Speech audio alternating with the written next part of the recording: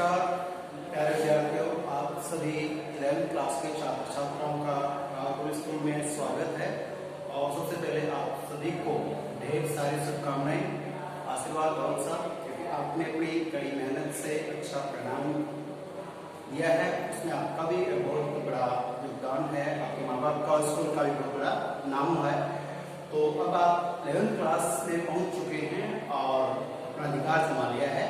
आप सभी 11वीं क्लास के जितने भी संकाय के commerce, art, science, English medium सभी 11वीं क्लास के छात्र छात्राओं को मैं अनिल सर हिंदी के लिए आपका स्वागत करता हूं। और अपने ये जो पाठशाला है, स्कूल है, इसका आपने गौरव बढ़ाया है, उसके लिए आपको बार बार धन्यवाद देता हूँ, आशीर्वाद देता हूँ। अब अपने को वापस क्या, काफी बहुत लंबी छुट्टी आपने ले ली है, काफी आनंद ले लिया है और अभी लॉकडाउन चल रहा है, उसके तहत आप बैठे हैं घर पे आराम से। ध्यान दें, उसी बैठे बैठे पल में आपको हमारा क्या, मुझे लगता है कि आप शायद घर से बुक चुके, कब स्कूल चले, दोस्तों से मिले, बातचीत करें, लेकिन ये जो कोविड-19 जो चल रहा है उसके चलते ऐसा मुनासिब नहीं हो पा रहा है। तो जब तक ये नहीं हो तब तक हम और आप मिलके इसी तरह से ऑनलाइन क्लासेज जो चल रही का दिनों से 9 to 12 तक चल रही है। अब आप भी बचे हैं, आपका रिजल्ट आ चुका है, तो अब आप 11वीं क्लास के सभी छात्र छात्राएं जुड़ जाइए इस क्लास में। और मुझे मालूम है क्योंकि आपने बोर्ड के एग्जाम दिए, बहुत अच्छी आपकी हिंदी की जानकारी है, लेकिन अब अपन 2-3 क्लासेस में 2-3 दिन के लिए जो क्लास रहेंगे उनमें जो बेसिकली अपनी जानकारी है, हालांकि मुझे यकीन है कि आपको बहुत अच्छी जानकारी है, लेकिन फिर भी मैं चाहूंगा कि एक बार हम उस बारीकी से, क्या 10th क्या होती है लाइफ की जो फर्स्ट क्लास होती है कॉम्पिटिशन एग्जाम के लिए या कोई पोस्ट हासिल करने के लिए, जो कहते हैं 10th पास करना, ये मतलब है कि आप अपने जो कॉम्पिटिटिव एग्जाम की तैयारी करेंगे, देंगे, उसके लिए 10th as a first class होती है। आफ्टर दैट क्या होता है कि आप जो प्लस 1 में आते हैं, 11वीं क्लास में आते हैं, यहाँ से आपके सब्जेक्ट पार्ट लेते हैं, आपको कॉमर्स में, साइंस में, आर्ट्स में लगे जाते हैं, उसमें भी सब्जेक्ट चुनते हैं, तो ये आपका माइंड, आपका IQ काम करती है। लेकिन यहाँ से आपकी शुरुआत बारीकी से होती है। तो देखिए पहले बच्चों, मैं ये कहना चाहूंगा कि आप और हम जो सब्जेक्ट डिसाइड करते हैं उसमें आपका माइंड किस सब्जेक्ट में आपकी रुचि है और आपके गार्जियन क्या चाहते हैं, आपको बनना क्या है, वो सब यहीं पे डिसाइड होता है। अगर यहाँ पे आपका थोड़ा सा फैसला गलत हो जाता है तो फिर समझो कि आगे जाके काफी तकलीफों का सामना आपको करना पड़ता है।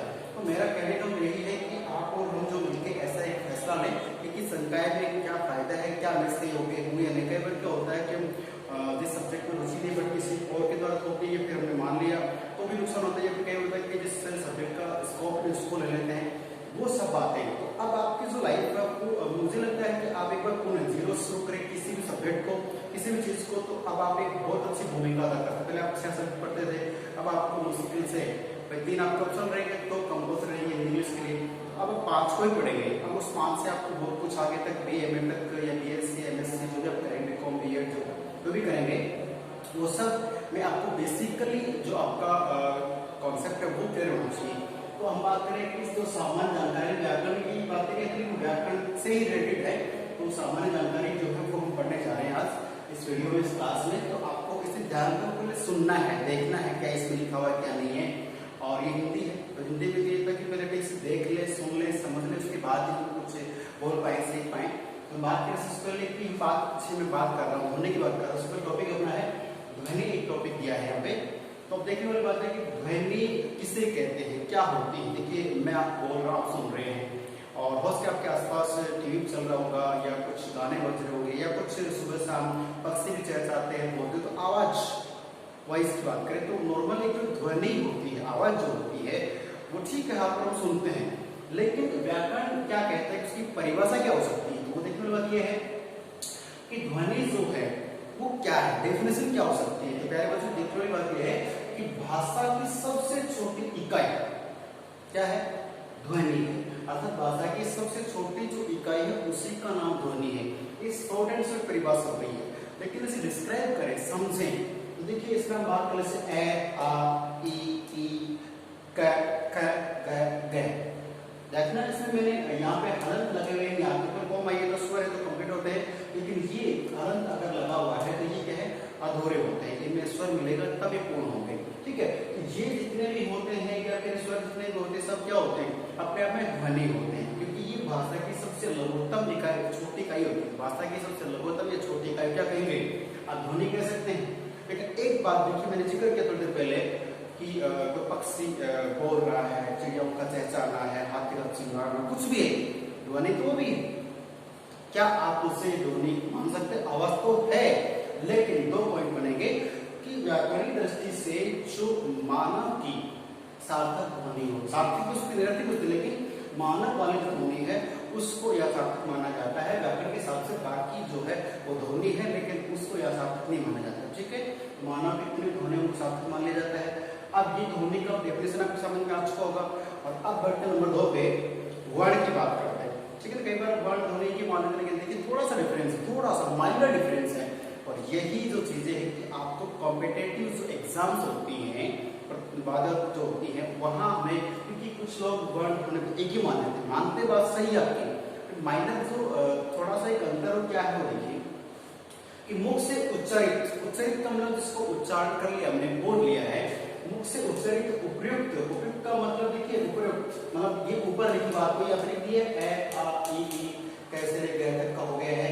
तो ये चीजें हमने मुख से उच्चारित तो हैं, लेकिन इन ध्वनियों का लिखित रूप, क्या समझे, कहने का मतलब है कि इससे हमने वॉइस है, मैं बोल रहा हूँ ठीक है, लेकिन अगर जो हमारे मुख से उच्चारित होती है, बोली जाती है, उसी भाषा की सबसे इकाई को अगर हम लिख देते हैं तो वो लिखित रूप क्या कहलाएगा, वर्ण कहलाएगा। नहीं तब तक वो केवल आपके ध्वनि में औरल रूप से माना जाएगा। ठीक है, तो ध्वनि केवल एक आवाज है, लघुत्तम इकाई होती है। ठीक है, और पशु पक्षी की पुस्तक मानव की पुस्तक मानव वाली को श्रेष्ठ माना गया है व्याकरण दृष्टि से। तो ध्वनि को आप अलग रखें, और जो वर्ण है, वर्ण में यही है कि ध्वनि है, इसके लिखित रूप को क्या कह दिया है, वर्ण कह दिया है। और आगे देखिए इसकी बात करें, एक शॉर्ट एंड स्वीट परिभाषा हो जाती है कि ध्वनि क्या होती है कि ध्वनि के खंड या टुकड़े नहीं हो सकते, कि वह ध्वनि इसके खंड टुकड़े नहीं हो सकते, वो वर्ण कहलाती है। वह ध्वनि जिसके खंड या टुकड़े नहीं हो सकते क्या हुई, वर्ण हो गई, अर्थात उसके टुकड़े नहीं हो सकते हैं, खंड नहीं हो सकते, उसको पहले से ही सबसे छोटी इकाई रहती है। आगे बढ़ते नंबर 3 पे आते हैं, अक्षर की बात करते हैं कि अक्षर कैसे बनते हैं, क्या होते हैं।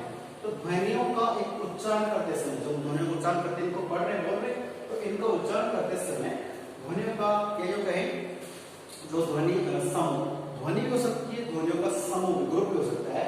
तो उस उच्चारण को जब करते हैं, तो उच्चारण करते समय श्वास के एक ही झटके से अगर उसका उच्चारण हो जाता है, बोल दिया जाता है, वो क्या कहलाएगा, उसे हम क्या कहेंगे, अक्षर कहेंगे। एक बार पुनः देख लें कि ध्वनियों का उच्चारण करते समय उस ध्वनि का या ध्वनि का जो समूह है, उस समूह का जब उच्चारण करते हैं तो एक बार भी बोला जाए, एक झटके में ही उसका आंसर आ जाता है, तो वो क्या कहलाएगा, वो कहलाएगा हमारे लिए अक्षर कहलाएगा। जैसे मान लो बात करें एक झटके की, नहीं कि रुकने की, तो शब्द आला के अक्षर की बात कर रहे हैं। देखिए काम, नैन, मैन, और ठीक है, ये जो अलग लगा हुआ इनमें देखिए, यहाँ पे लगा है, यहाँ पे भी लगा है, यहाँ सब पे लगा हुआ अलग लगा है।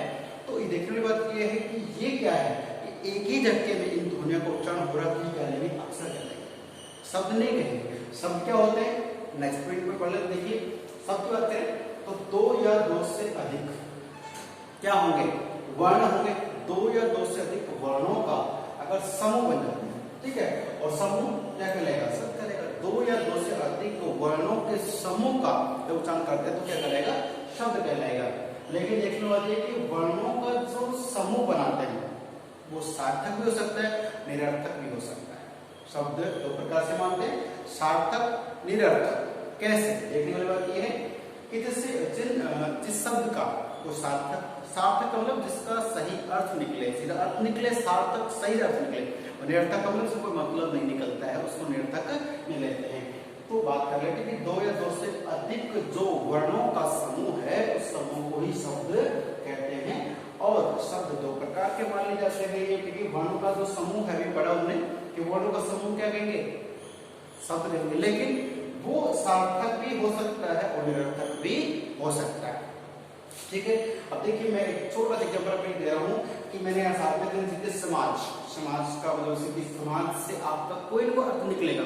कि व्यक्तियों का एक समूह होता है जो एक दूसरे के हितों को ध्यान रखते हुए अपने जीवन को जीता है, समाज कहलाता है। लेकिन बात करें यहाँ पे मैंने जैसे कि कुछ भी शब्द लैबैक है, नैदैक है, कुछ भी शब्द बना दिया, वो शब्द तो है वर्णों का, ये सब अलग अलग वर्ण है, इनका ग्रुप एक समूह है, लेकिन इसका अर्थ नहीं निकल पा रहा है। ये क्या निरर्थक का शब्द है, कैसा निरर्थक है। तो प्यारे छात्र छात्राओं, आपको बेसिकली जानकारी का आधार पर देखना था, ठीक है, कि शब्द जो है वर्णों का समूह होता है, लेकिन दो प्रकार से हो सकता है, सार्थक भी हो सकता है, निरर्थक भी हो सकता है।